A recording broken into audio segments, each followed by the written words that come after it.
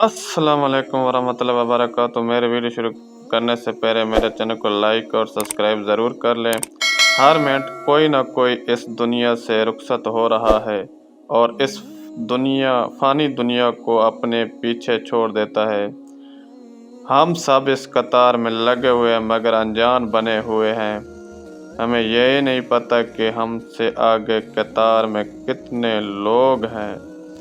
हम इस कतार में पीछे नहीं जा सकते और ना ही इस कतार से बाहर जा सकते हैं और ना ही कतार छोड़ सकते हैं। तो जब तक हम इस कतार में आने वाली बारी का इंतज़ार आए तब तक अपने